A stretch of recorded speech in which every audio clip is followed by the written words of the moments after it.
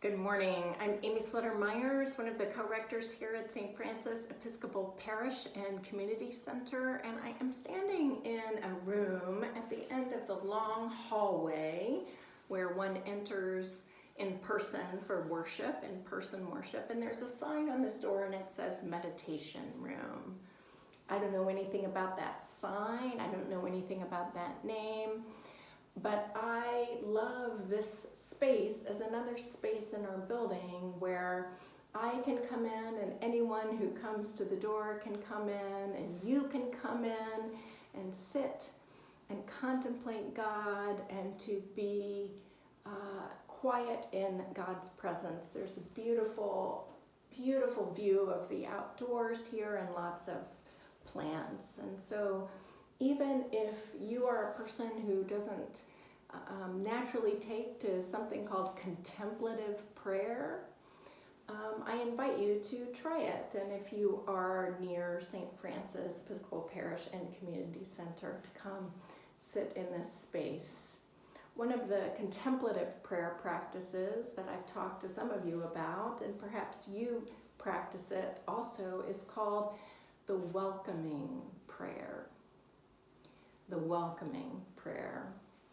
The welcoming prayer is a method of being deeply aware of your presence in your body, what you're experiencing in your body at every moment, and using that experience as a way to connect with the divine within us, to connect with God within us. So it's I think of that old saw, perhaps you have heard it, about prayer, that when, for example, I might pray to God for more patience, God might respond to that by giving me lots and lots and lots of situations where I feel super impatient. And so the welcoming prayer reminds me of that kind of experience, like the power that I have experienced in practicing welcoming prayer is in those moments where I feel in my body stress, anxiety, sadness, fear, when I am experiencing those most unpleasant feelings and unpleasant emotions. And the welcoming prayer is a way to sit in those unpleasant emotions and be in touch with the living God. It's a very simple method. I find it a powerful method, and I will link to some more resources online. But essentially, it is a 3-step process where one, let's say that you are experiencing worry, okay? So then you would sit quietly, close your eyes if you feel comfortable doing so wherever you are, and sink into that experience of worry. Feel that worry in your body. Maybe your heart is racing. Maybe your pulse is, you can sense it more strongly. Maybe your breath has become shallow, but really sink into that feeling. Sink into it so much that you welcome it. You welcome it. You say, hey, feeling of worry, I welcome you. I welcome you. And sit in that feeling. I don't know about you, but this is super, super challenging for me. Super challenging for me. And then, after you've gone through this experience, it could take 2 seconds, it could take 2 hours.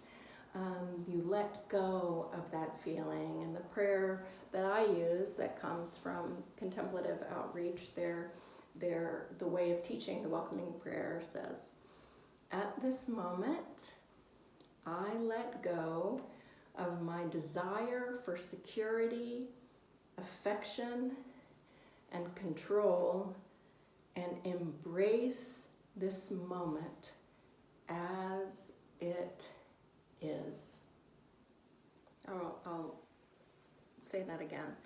I let go in this moment, remember, you're sunk into your feelings. So in this moment of fear, in this moment of worry, in this moment of stress, in this moment of anxiety, in this moment of sadness, I let go of my desire for security, affection, and control, and embrace this moment as it is.